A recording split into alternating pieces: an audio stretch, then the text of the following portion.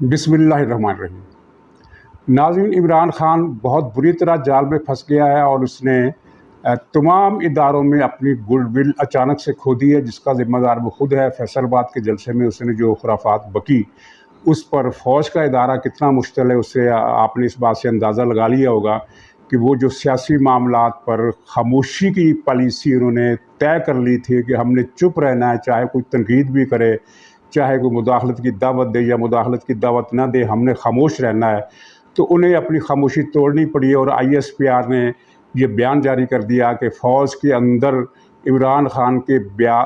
اس بیان سے سخت غم و غصہ پایا جاتا ہے۔ اس طرح کے الفاظ اس سے پہلے ISPR نے بہت کم استعمال کیے ہیں۔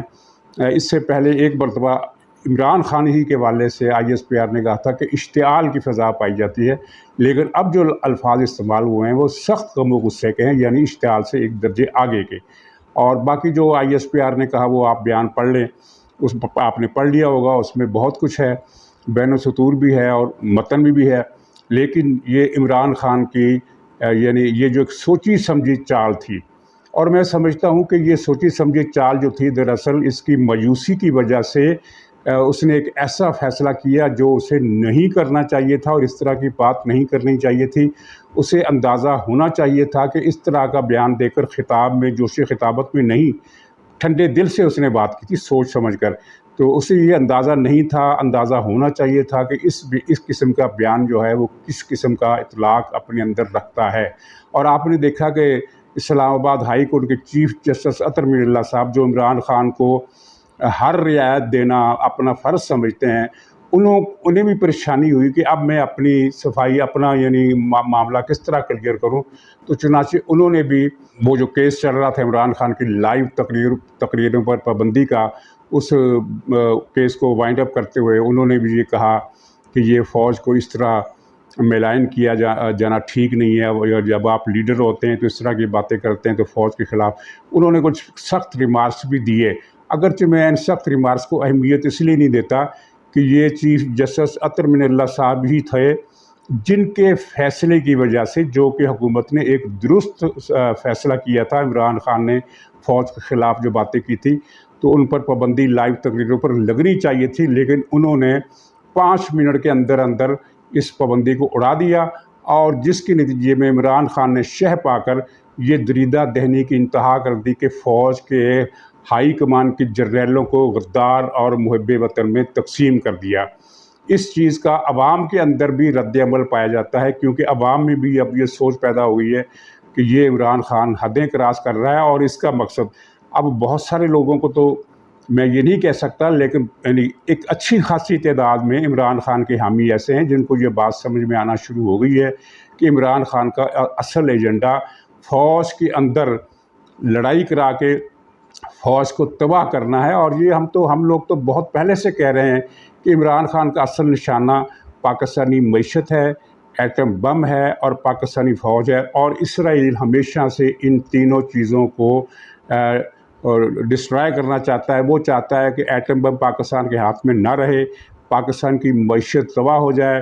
اور پاکستان کی فوج لیبیا کی فوج کی طرح آپس میں جنگ کر کے، آپ کو لیبیا کے معاملات کا اندازہ ہوگا، وہاں فوج 2 دھڑوں میں تقسیم ہو گئی ہے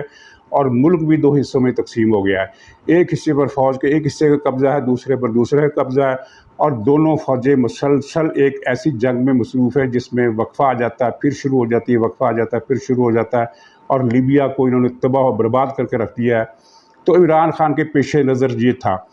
جب اب تو اس بات کا ثبوت بھی مل گیا کہ شہباز گل نے جو کچھ کہا، ثبوت سے مراد ہے کہ اداروں کو ثبوت مل گئے ہیں، لیکن عوامی سطح پر کوئی ثبوت سامنے نہیں آیا تھا۔ لیکن عمران خان نے کل رات کو فیصل آباد میں جو خطاب کیا، اس سے یہ پتہ چل گیا کہ شہباز گل کی بیپر ہوتا ہے، ایک طویل بیپر انٹرویو کی شکل میں، اس کا اس عمران خان کی فیصل آباد کی تقریر سے ڈائریکٹ لنک بنتا ہے۔ ناظرین، اس کا دوسرا نتیجہ یہ نکلا کہ وہ دندان ساز بھی اسے چھوڑ گیا۔ 2 باتیں دندان ساز نے اپنے بیان میں کہی ہیں، وہ جو اہم ہے، ایک تو اس نے یہ کہا عارف الوی دندان ساز نے کہ یہ عمران خان اپنے اس معاملے کی اپنے اس بیان کی خود وضاحت کرے، اور یہ پہلا موقع ہے کہ عارف الوی نے کھل کر خود کو عمران خان سے، اپنے قائد سے ایک فاصلے پر رکھا ہے بلکہ اس سے کنارہ کیا ہے۔ دندان ساز نے واضح طور پر اپنے بیان میں کہا کہ عمران خان نے کیا کہا ہے میں اس کی تشریح نہیں کروں گا، یہ عمران خان کو خود وضاحت کرنی چاہیے کہ اس نے کیا کہا ہے اور کیوں کہا ہے۔ صدر مملکت عارف الوی کہتے ہیں کہ عمران خان اپنے بیان کی خود وضاحت کریں کہ ان کے کہنے کا کیا مقصد تھا۔ فوج محب وطن ہے، جان دیتی ہے، فوج نے سیلاب میں بھی کام کیا، آرمی چیف سمیت پوری فوج کی حب الوطنی پر شک نہیں کیا جا سکتا۔ اس وقت شکیل فرمان علی ہمارے ساتھ موجود ہیں، ان سے مزید جانیں گے۔ جی شکیل، کیا کہنا تھا مزید؟ دیکھیں، ڈاکٹر عارف الوی نے جو ہے آج صحافیوں سے غیر رسمی گفتگو کی اور اس نے کہا کہ فوج حب الوطن ہے اور یہ جان دیتی ہے اور فوج نے سیلاب میں بھی کیا اور آرمی چیف سمیت فوج کی حب الوطنی پر شک نہیں کیا جا سکتا۔ اور انہوں نے کہا بات یہ بھی کی ہے کہ موجودہ حکومت سمیت سب ادارے جو ہیں حب الوطن ہیں، پس کے پردہ وہ کہہ رہے ہیں کہ مفاہمت کے لیے وہ کام کر رہے ہیں، کوشش کر رہے ہیں کہ اسٹیک ہولڈرز میں جو غلط فہمیاں ہیں وہ دور کریں۔ اور عمران خان سے جب ان سے پوچھا گیا کہ انہوں نے کہا ایک بیان دیتے، انہوں نے کہا کہ وہ اپنے بیان کی خود وضاحت کریں کہ ان کے کہنے کا مقصد کیا ہے۔ وزیر اعظم شہباز شریف کے حوالے سے ان سے سوال ہوتے، انہوں نے کہا کہ ان سے بات چیت ہوتی رہتی ہے اور انتخابات کے حوالے سے انہوں کا کہنا تھا کہ پہلے جو پارٹیاں جلد انتخابات کا کہتی تھیں اب وہ کہہ رہے ہیں کہ تاخیر سے ہوں، اور پہلے جو پارٹی کہتی تھی کہ انتخابات تاخیر سے ہو رہا وہ کہتے ہیں کہ انتخابات جلد ہوں۔ آڈیو ریکارڈنگ کے حوالے سے ان سے سوال کیا گیا تو ان کا کہنا تھا کہ آڈیو ریکارڈنگ کی جا رہی ہے جو انتہائی تشویشناک ہیں، آئی ایم ایف کے ساتھ معاہدے سے حالات بہتر ہوں گے اور آئی ایم ایف کے دیگر ادارے بھی آگے آئیں گے، اور مہنگائی کے حوالے سے ان کا کہنا تھا کہ زیادہ اس پر قابو پانا ہوگا۔ اور ساتھ ہی دندان ساز نے ایک اور منفرد قسم کا بیان دیا جس کا تعلق اس کے چند دن پہلے والے ایک بیان سے تھا، جس میں انہوں نے کہا تھا کہ میں ثالثی کرانے کے لیے تیار ہوں، اگرچہ اس کا پس منظر تھوڑا ڈیفرنٹ تھا لیکن وہ بھی اس کی طرف بھی میں آتا ہوں۔ تو دوسری بات اس نے یہ کی کہ تمام ادارے محب وطن ہیں، گورنمنٹ بھی محب وطن ہے، یعنی یہ پارٹی پالیسی کے خلاف کی ہے یہ بات دندان ساز نے، کیونکہ پی ٹی آئی جو ہے وہ غداری کا سرٹیفکیٹ دیتی ہے ان کو،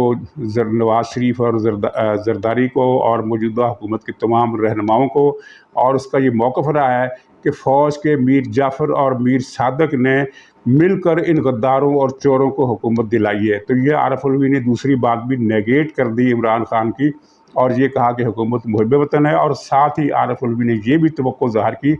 کہ آئی ایم ایف سے جو حالیہ معاہدہ ہوا ہے اس سے معاشی استحکام میں مدد ملے گی، یعنی اس کو مثبت قرار دے دیا ہے۔ واضح طور پر دندان ساز جو ہے پی ٹی آئی سے اپنے رستے الگ کر رہا ہے، اور 2-3 دن پہلے اس نے جو ثالثی کی پیش کی تھی تو اس کے پیچھے اگرچہ عمران خان تھا، اور عمران خان نے یہ دندان ساز سے کہا کہ میری مدد کرو اور کچھ میری جان چھڑاؤ۔ ثالثی سے مطلب یہ تھا کہ اگر حکومت اور اپوزیشن مذاکرات کی ٹیبل پر بیٹھ جائیں تو میں پھر یہ شرط لگاؤں گا کہ مذاکرات کو سموتھلی آگے بڑھانے کے لیے میرے خلاف جو عدالتی کارروائی ہو رہی ہے، جو فنڈنگ کی پوزیشن، فارن فنڈنگ ہے،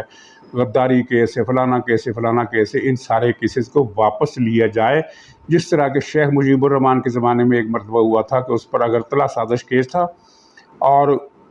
اپوزیشن نے گول میز کانفرنس کے لیے یہ شرط لگائی تھی کہ شیخ مجیب پر غداری کا مقدمہ ختم کیا جائے، اور وہ ختم کیا گیا، لیکن حالات میں فرق یہ تھا کہ اس وقت صدر ایوب گھٹنوں کے بل گر چکا تھا، اور یہ اے پی سی جو تھی یہ صدر ایوب نے بلائی تھی پسپائی کے عالم میں، لیکن اس وقت حکومت کو ایسا کوئی مسئلہ درپیش نہیں ہے کہ وہ پسپائی کے عالم میں گول میز کانفرنس بلائے، بلکہ اب تو حکومت کی طرف سے عمران خان کے مطالبات رد کیے جا رہے ہیں۔ اب عمران خان سے بے رخی برتی جا رہی ہے۔ ایک زمانہ تھا جب 2-4 ہفتے پہلے تک جب شہباز شریف مسلسل میثاقی معیشت اور مذاکرات کی باتیں کرتے تھے، لیکن اب معاملہ مختلف ہو گیا ہے، اور جو پچھلے دنوں وزیروں سے عمران خان کے لوگوں کے رابطے ہوئے اس میں بھی یہی بات کی گئی تھی جو صدر عارف الوی دندان ساز نے کی، اور وزیروں نے اس پر منفی رد عمل دیا اور کہا کہ ہم کچھ نہیں کر سکتے۔ اس کی تفصیلات میں پھر کبھی بتاؤں گا، لیکن ایک بنیادی نقطہ اس میں یہ تھا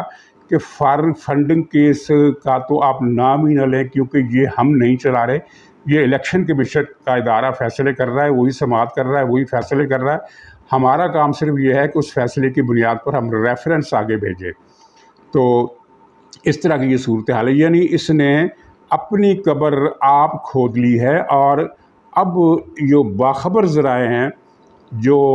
جن سے یعنی بالکل تازہ بات ہوئی ہے وہ یہ کہہ رہے ہیں کہ ہو سکتا ہے کہ یہ اسی مہینے اڈیالے کے اندر ہو، اور یہ بات بڑی اہم ہے۔ اور میں اس پر اصرار اس لیے نہیں کرتا کہ ماضی میں بھی ایسی خبریں آگے پیچھے ہو جاتی ہیں، کیونکہ سیاست جو ہے وہ کرکٹ کی کھیلی کی طرح ہوتا ہے کہ رد و بدل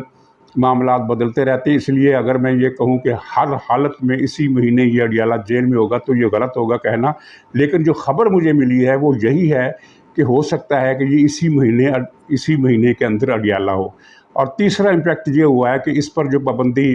جسٹس عطر من اللہ صاحب نے کمال فراخ دلی دکھاتے ہوئے اٹھا لی تھی، وہ تقریباً از خود پھر لگ گئی ہے، اور وہ عمران خان کے بہت ہی شدید انتہا پسند قسم کے حامی کامران خان، انہوں نے جو پروگرام کرنے ہوتے ہیں دنیا ٹی وی پر، اس میں انہوں نے آج صبح ایک انٹرویو لیا تھا عمران خان کا 1.5 گھنٹے کا، تو وہ نشر کرنا تھا۔ تو اب اس کو کامران خان کو ادارے کی طرف سے یہ اطلاع دی گئی کہ وہ انٹرویو اب نہیں چل سکتا، گویا کہ جس پابندی کو عطر من اللہ صاحب نے اٹھایا تھا وہ عمران خان نے اپنے کرتوت عزم سے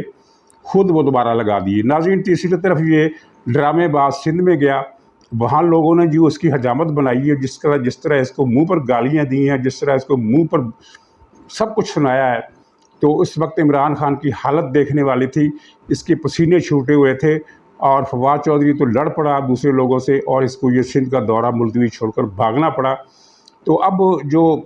نیٹ شیل جو ہے